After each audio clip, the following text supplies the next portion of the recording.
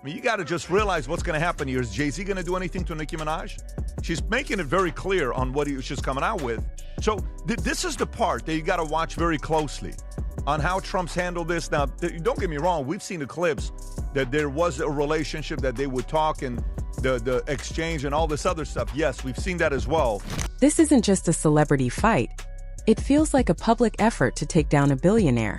What started as insults has turned into serious claims about money, contracts, and even legal violations. Nicki Minaj links her album release to demands for renegotiation, accusing Roc Nation of owing her millions and hinting at RICO and civil rights issues. Her March 27, 2026 release date becomes a countdown, while Jay-Z and his team stay silent. The tension keeps rising, not fading. And you're not going to go sue everybody that's going to do whatever they're going to say. Nicki Minaj is not nobody. If Nicki Minaj tweets something like this and Jay-Z doesn't sue, well, it's very different than what Trump does. The tension has moved from spectacle to strategy. This isn't just a delayed album. It has become a tool. Nicki Minaj pins March 27, 2026, as her release date, but then threatens to pull the project entirely, directly tagging Jay-Z with, "Hope you're happy now." That timing isn't random. Industry insiders note you don't link a release date to a dispute unless you want leverage. She says the album will stay on hold until her contract is renegotiated, and until she exposes what she claims is a RICO investigation into sabotage of her charts. She repeatedly mentions being owed between $100 million and $200 million from the 2021 sale to Square for $297 million, suggesting she was offered far less than she deserves. The financial claim isn't whispered, it's central, but she pairs it with accusations of blackballing, surveillance, hacked accounts, bots suppressing her engagement, and even listening devices, framing it as a deliberate campaign to block her projects. Every accusation is tied to Roc Nation and its leadership, implying Jay-Z oversees the system holding her back. This isn't a petty feud. It's a public siege mixing money, control, and power, with every move designed to signal she isn't backing down. And the stakes are escalating. Apparently, Nicki Minaj has dragged Jay-Z to Philly. She blasts him for being evil and spiteful. The Grammys became the spark that set everything off. On February 1st, Trevor Noah joked that Nicki Minaj was still at the White House with Donald Trump discussing major issues. The cameras caught reactions, but she wasn't even there. She was flooding her social media in real time. She called the ceremony a ritual and warned it would backfire. Her posts targeted several celebrities, yet the focus stayed on Jay-Z. She shared pictures of him with younger women, noting alleged ages and labeling him a predator. Her language shifted from business complaints to moral accusations. Industry insiders say when disputes are framed as ethical violations instead of financial ones, the stakes rise. This wasn't about money anymore. It was about tarnishing a legacy. Meanwhile, Jay-Z and Roc Nation remained completely silent. No statements, no rebuttals, no clarifications. In the past, the company acts fast through legal channels, but here, nothing. That silence became its own story, interpreted either as confidence or strategy. As her posts continued, she brought in conspiracies, false imprisonment claims, and tied the album release to contract renegotiation and alleged RICO findings on Billboard. A long-running paternity case also resurfaced, adding fuel to the fire. Each public engagement made it seem like the disputes weren't isolated events but recurring battles. What began as a financial grievance turned into a pattern, a public campaign, mixing legal shadows, silence, and escalating accusations. Felonies, I'm not crazy or none of that. It's like, I just want the truth, and it's so hard to get it from the courts. And seems like Jay-Z don't want to say anything, so I don't want to see him go down for something that you could have just got taken care of. That's it. Politics magnify the tension. By publicly aligning with Donald Trump at a Washington event, she calls herself his top supporter, drawing both criticism and admiration. The Grammys' jokes about her White House presence underline how she challenges the industry's comfort zone. Afterward, her posts become more intense. She warns of ongoing attempts to bully her, describing the resistance as coordinated. People close to her say she feels she's fighting for independence, not just money against a powerful system. But the question remains, if it's so strong, why hasn't it stopped her yet? It started with an exorcism. Oh Exorcism. my God, damn. You think she There's a lot possessed? What y'all think? I don't think an exorcism is needed. I thought maybe a benefit concert. But I also talked. Donation, definitely. Donation. Of course, always thought you for the have donation. to. Yeah, that's the foundation of the start. And then you got to sit down with Gayle King.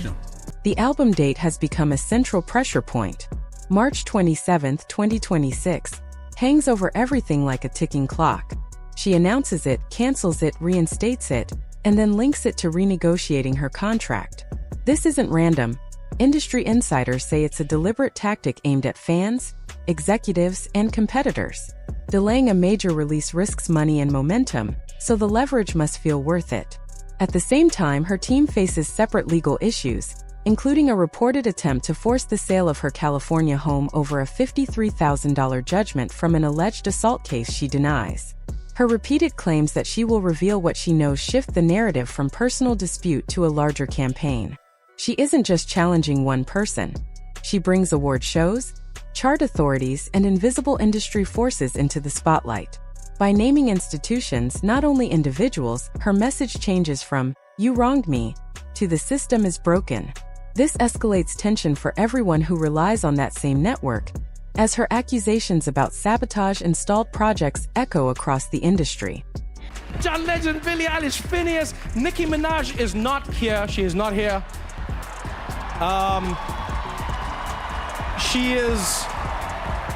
She is still at the White House with Donald Trump discussing very important issues. Her political choices have made everything more complicated. She appeared at a Washington event with the president, promoting investment accounts for children, calling herself his top supporter, and holding a gold card with his image. In an industry that leans the other way, these aren't neutral moves. When the Grammys host joked that she was at the White House instead of the ceremony, the audience laughed and cameras captured it. But she fired back online immediately. Friends and insiders say she sees the backlash as proof she is being targeted for stepping out of line. Critics argue she's creating outrage to rally her fans. Either way, politics now mixes with her ongoing financial dispute, turning a personal conflict into a public cultural standoff. Her repeated references to loyalty make it personal. She once admired the mogul she now calls out, and that broken trust hangs over the narrative. By portraying him as a gatekeeper controlling access to opportunities, platforms, and influence, any exclusion feels deliberate. At the same time, legal pressures like lawsuits and asset judgments add a shadow layer, complicating matters. Skeptics see her accusations as distraction, while supporters view them as retaliation. The more she speaks, the more divided the audience becomes, creating a self-sustaining storm where every post fuels both belief and disbelief.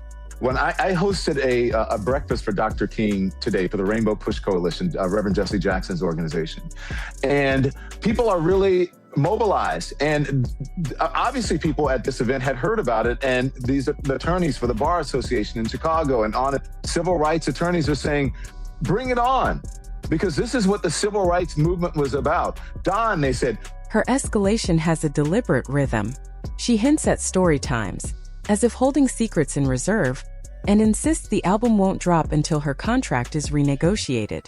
Friends in the industry say public ultimatums rarely resolve quietly. They force a reaction, engage or ignore. So far, silence dominates, leaving room for speculation. Is it confidence, strategy, or private negotiations behind the scenes? Executives who once dismissed her posts as chaos now pay close attention. Her language suggests coordinated wrongdoing, signaling reputational risk. Linking it to an album release intensifies the pressure. Release music and accusations gain a platform. Withhold it and leverage grows. The conflict is evolving from a personal feud into a test of control over fame. People once close to him are suddenly cautious, avoiding public alignment. Events and appearances feel strategically neutral. Insiders say an unspoken rule is taking hold. Stay distant, avoid involvement, don't get caught in the fallout. Proximity has become risky. Now I would want, why? Just to talk to or answer face to face. One answer. The tension in the industry is growing. In entertainment, reputation is everything, and who you're connected to can become a liability. When complaints move from money disputes to language hinting at coordinated wrongdoing, people start reassessing risk. Even those who usually protect allies pause when words like conspiracy and racketeering appear publicly. Suddenly, it isn't about loyalty. It's about what supporting someone might cost. Artists who once celebrated collaborations now stay quiet. Praise and public support fade. Executives and power players shift visibility and limit associations. The silence is subtle but noticeable. Whether the accusations are true or not, the effect is the same. Uncertainty spreads. Her repeated hints of exposure force his circle to reconsider. If she has documents that could trigger investigations, anyone tied financially or reputationally has reason to step back.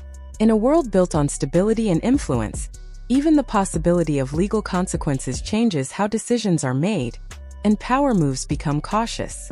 And we do have some breaking news that we want to bring to you. It was being reported by TMZ and now Fox News. We are learning that Jay-Z is accused of raping a 13-year-old girl. That is new in the Diddy lawsuit. This is where the pressure multiplies. If she's exaggerating, the careful distance from others looks like an overreaction, showing fear that might not exist. But if she's telling the truth, the silence and calculated withdrawals signal preparation. The stakes are no longer just two stars exchanging accusations. They involve managers, collaborators, investors, and public allies who know that being close to a high-profile conflict can turn privilege into risk. The situation becomes even more volatile as separate controversies begin to circle the same center. A long-standing paternity case resurfaces, with public thanks directed toward her and the president. Court rulings, fee awards, and procedural setbacks reappear. Even if unrelated on paper, the public sees a pattern of unresolved tensions around the same figure. She leans into that perception, suggesting powerful people protect themselves until someone refuses to stay silent. Meanwhile, her project hangs in limbo, allegations pile up, and silence from the other side feels heavier than any denial. If this is all posturing, it's extreme and risky. If it's real, the next move could be explosive. This story isn't over.